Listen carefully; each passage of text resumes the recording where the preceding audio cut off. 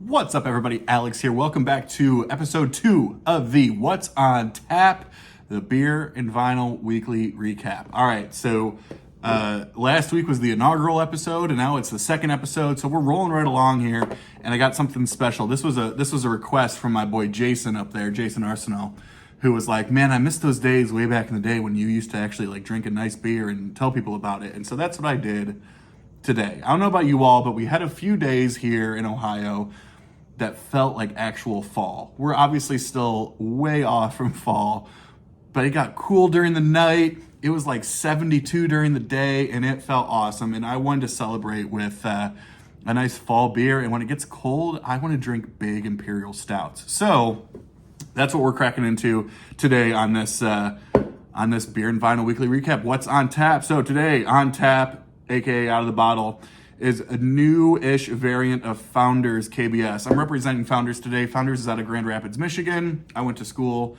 grad school at Grand Valley State University, which is basically in Grand Rapids up in Michigan. And during my time there, I just fell in love with this brewery, and I love everything they do, especially these KBSs here. So these are big imperial stouts aged in bourbon barrels. Now this variant here is the KBS Spicy Chocolate. So, commercial description here is, KBS Spicy Chocolate is a blend of sweet and spicy that come together like a sensory symphony.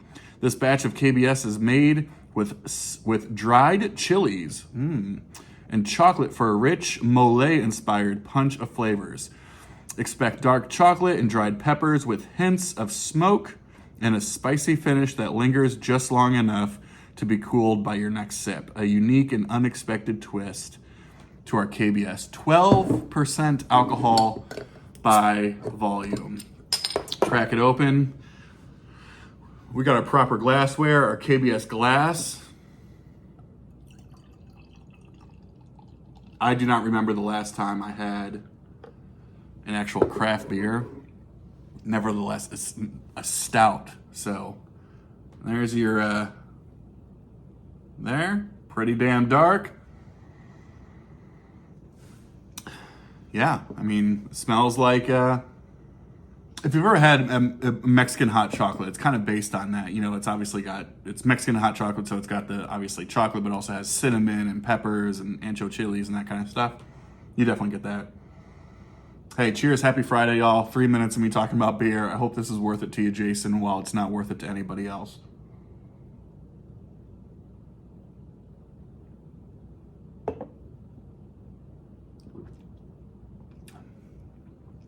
Okay. One thing off the bat, I love. Ooh. Okay, I love it. I love the sweet, the spicy.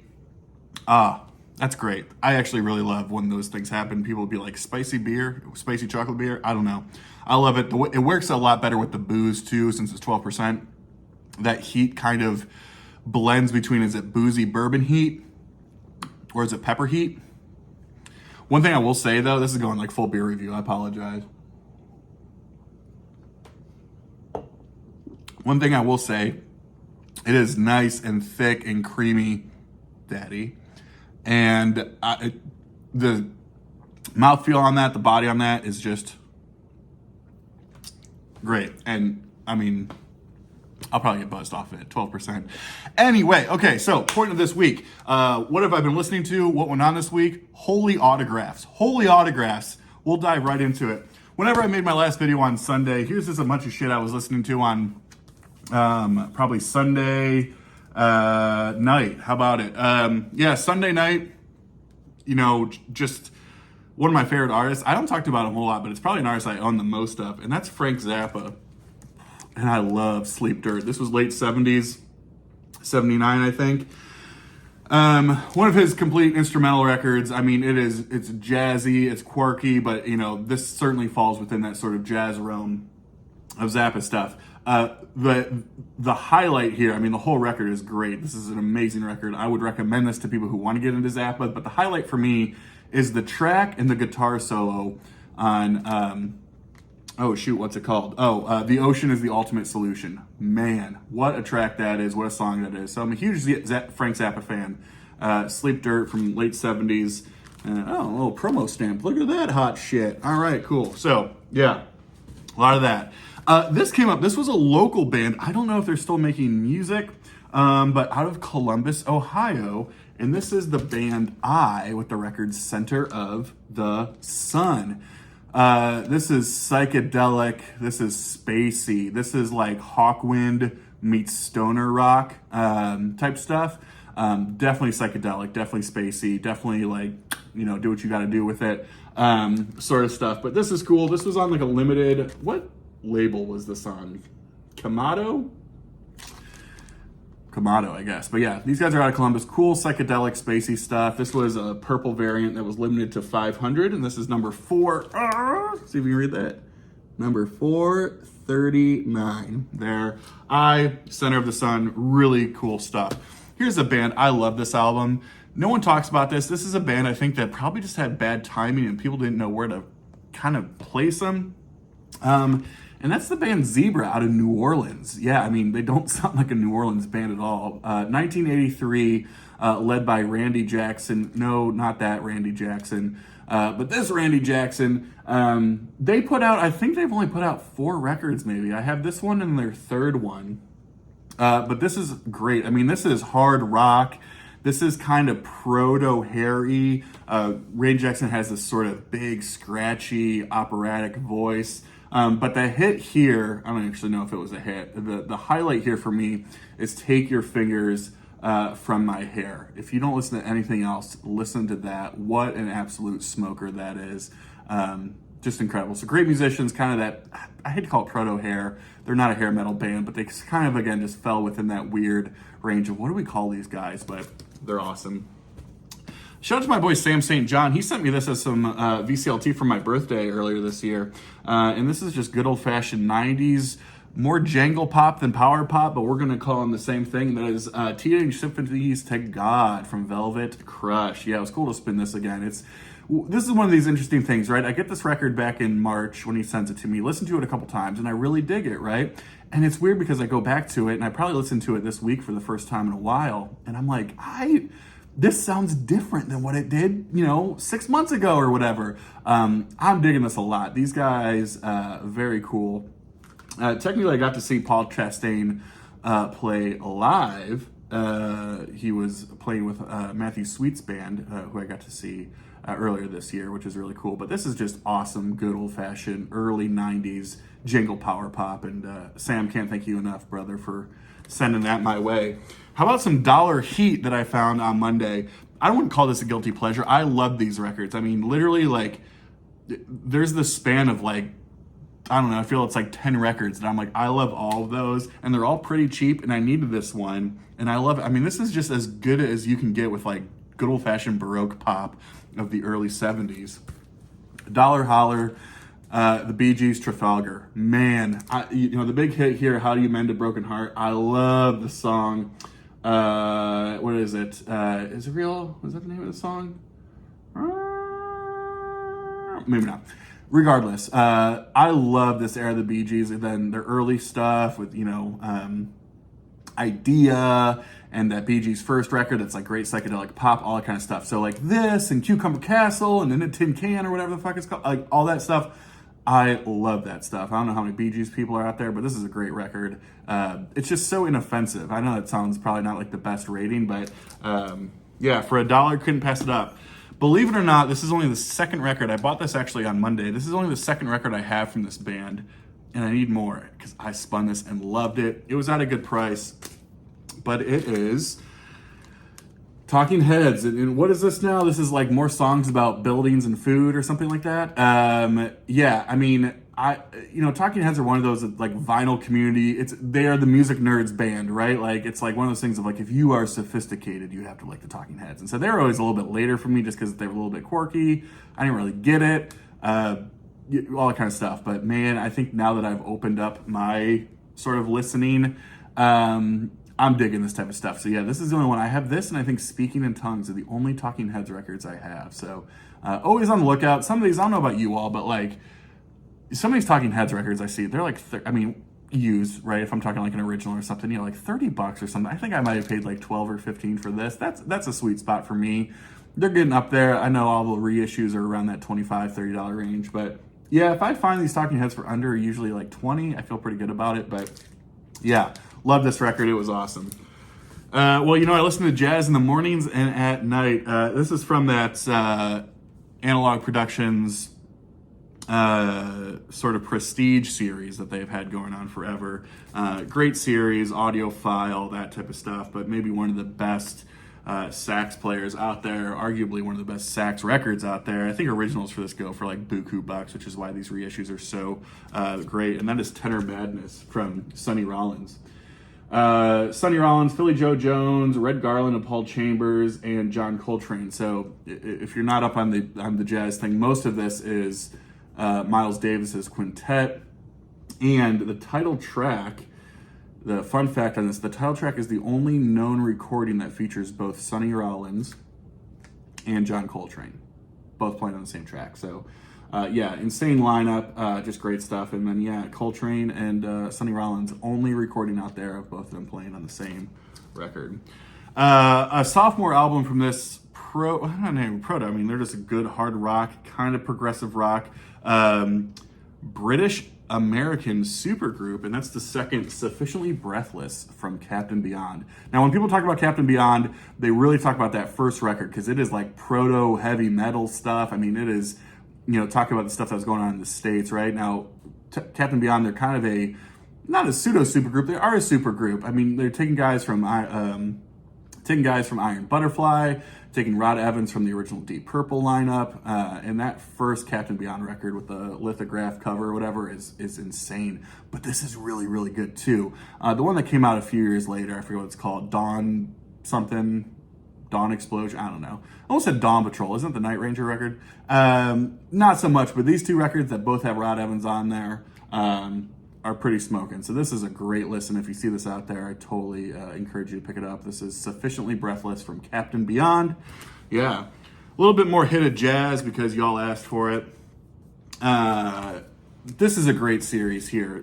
So this is Chet Baker in New York. Chet Baker, just amazing trumpet player.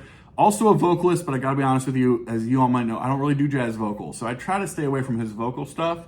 This is not a vocal one. What's cool about this series, it's craft recordings, it's audiophile level, it's Kevin Gray doing all the stuff. And so it's basically, these are basically like the new OJCs, which retail for $39, but these are readily available for, I think, less than $25. So again, if you're trying to beef up that jazz collection, don't know where to go, totally recommend doing these sort of Riverside craft reissues. They got the whole audiophile treatment, tip-on jackets that are awesome, MoFi style inner sleeves, and again, 20 to 25 bucks, great stuff. And Chet Baker, it's hard to go wrong with Chet. How about this one? And I got to be careful on how I say this because that was the point. I love this progressive rock band. I showed them on my last series, but this is how it kind of falls. This was a little bit after their heyday-ish, but still love this record.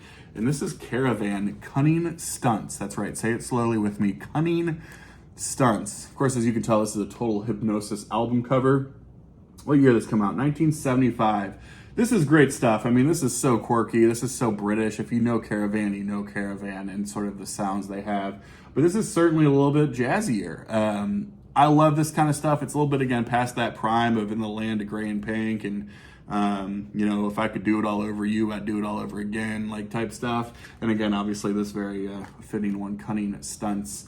I don't see a lot of people talk about this record, but I really love listening to it. All right, let's jump forward to what is going to be showing you a shit ton of autographs and signed records, which is awesome. So, a lot of exciting stuff happened this week and came in this week. And these were a couple things I've had on pre-order for a while, along with another record. And so I want to talk about them. This is where I'm going to spend some time talking about Coalmine Records and the Coalmine family. So first thing today, happy release day. This just came in today to the latest from the Harlem Gospel Travelers. They're on Coalmine. This is Coalmine 12,052 Rhapsody. Look at those cats. How dope are they? And it's funny, their name's the Harlem Gospel Travelers, and that's what they sound like. This is throwback, soul, funky, gospel, awesome type stuff. Soulful deep cuts given a vibrant new life. So I think these were all cuts that were previously on the Numero Group label. So just some classic gospel soul stuff. But yeah, these cats are cool, obviously. I mean, look at that going on. So yeah, this is the Coalmine exclusive. I think it was only to 300 copies. So this came in earlier this week, but as of today, this is out. This is banging. So if you're into soul, gospel, Mr. Aguilar, if you're out there watching, I think you've probably gotten this by now, but this is absolute banging stuff. I loved it. But along with that came a couple records I was waiting on that were specialty ordered through Coalmine. Now, this was one of my favorite records released last year, and it's an offshoot band called Okonski, which is what's the remaining part of the Duran Jones Indications group. That's not Duran Jones. I know it's a lot to say, but this ranked as one of my favorite records of last year. This is Okonski with Magnolia. So this is Steve Okonski, Aaron Frazier, and Ish Montgomery. This is soulful jazz trio. So this is just keys, upright, drums. And so this is really cool. I already had this record, obviously, but as you can see, it is signed by all three members, which is super dope. So I now have 2 copies of this. And so if somebody wants one, let me know. We can work something out. I love this. If you like jazz trio stuff, just like chill Sunday morning, great stuff, this is the one to go. So yeah, Steve Okonski, Ish Montgomery, and then Aaron Frazier. Now, Aaron Frazier has also started his own solo project, and I'm very pleased to have his debut introducing Aaron Frazier. This is on Dead Oceans, and of course, this is signed too. This was part of that same release.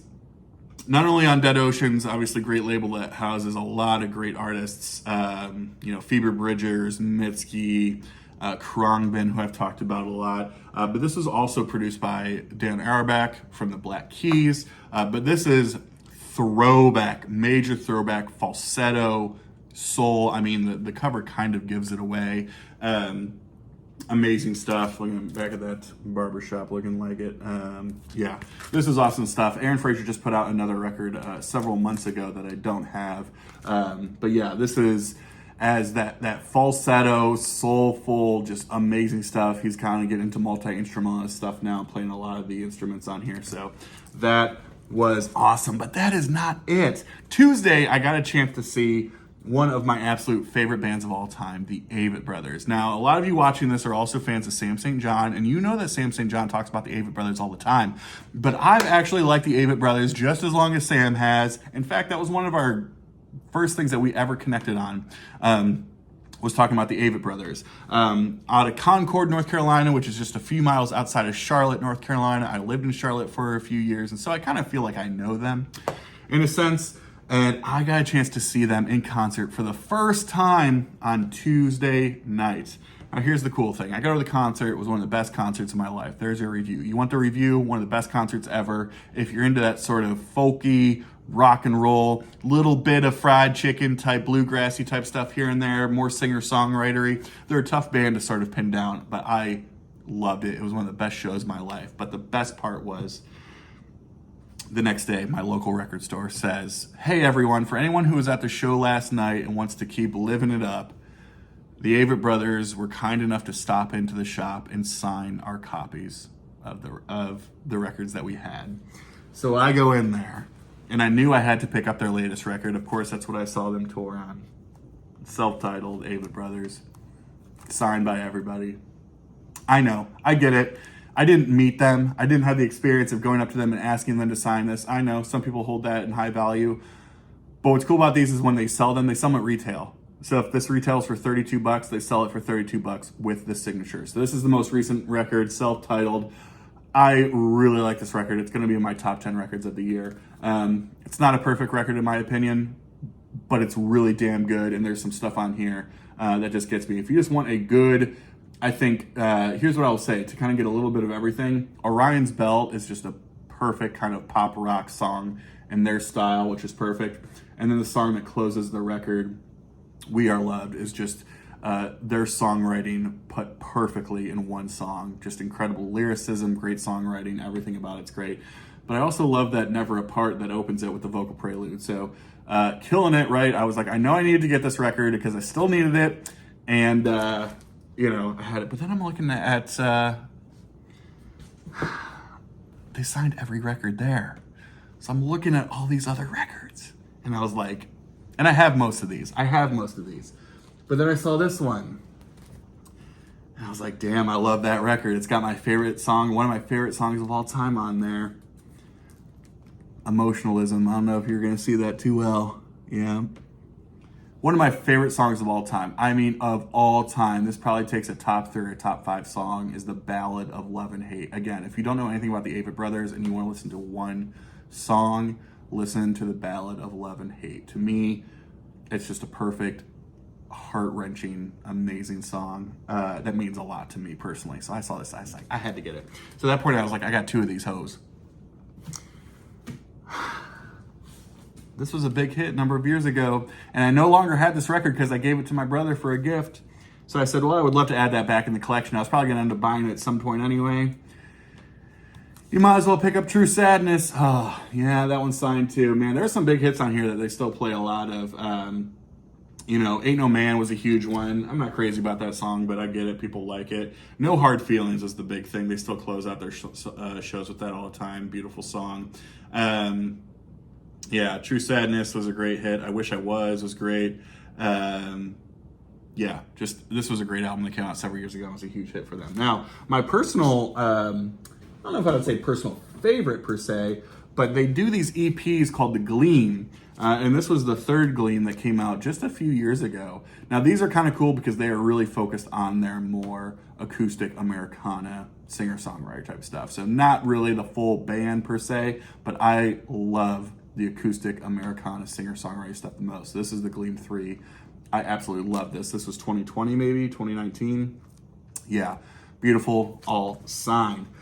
And then, of course, the record that got me into the band that I remember hearing way back in, 2008 or 9 or something like that, I Am Love and You. Maybe their best record. I remember hearing this and it just blew my mind. Head Full of Doubt, Road Full of Promise was great. The title track is amazing. January Wedding is so damn good. Yeah, there's so many great hits on here. And this was their first on a major label, I believe, right? So, yeah, of course, produced by Rick Rubin. They've been working with Rick Rubin a lot. And then this was their last full length that came out before their self-titled, also by Rick Rubin. And this is Closer Than Together, also signed. So, yeah, there's a lot of good stuff on here as well. 2019 this one came out, so this was their last full length before this year. So I picked them all up. Now here's the thing, the ones I already have I'll be able to sell, get rid of, all that type of stuff. But man, how cool is that? Oh, and how cool is this shit? I gotta show you this. They were of course doing posters. How fucking great is this poster? Look at that. Kind of see a little bit Avett Brothers, Columbus, Come Alive. Oh man, what? This is a great fucking poster, man. Hell yeah. I spent a lot of fucking money. That's okay. It's only money. What do I gotta do? Feed the kids? Fuck them kids. It's Friday. Last thing I wanted to show. I just spun this. This is a great way to kick off Friday. Kind of forgot I had this. This is pretty dope for those out there that are into these sort of things. Now, before you shat your pants, this is not an original first of Dirty Deeds from AC/DC. This is still an Australian pressing, but it's a reissue, I think, from like 1980. It's still worth like $100 and some bucks. But yeah, if you don't know, this was the original release. This came out in Australia, New Zealand, and Europe only. And then a number of years ago, in the US, this was released. This was also a Hypnosis cover. There are some differences, a couple of songs here. I mean, you all know AC/DC. I don't gotta tell you about AC/DC, but it was a good thumbnail though, huh? I don't need to tell you about AC/DC, but it's kind of funny. This came out in 76 as their 3rd release. This didn't get reissued in the United States until 1981, over a year, 2 years since Bon Scott died. Terrible cover. Horrendous. I mean, it looks like a Devo record or something. But, you know, it's this good old-fashioned, just nasty, sleazy, amazing, shitty, whatever you want to call it. It's the same AC/DC. So, yeah, this would be a good thumbnail. Shit. Anyway, so what a way to kick off Friday. I'm going to go throw on a live album. I'm going to go drink a bunch of beer, and I'm going to pretend like I'm cool. How about that? Everybody, thanks for watching. Thanks for sticking around. This was another What's on Tap beer and vinyl recap, and we'll see you on the next one. Have a good weekend, y'all. See you soon. Bye now.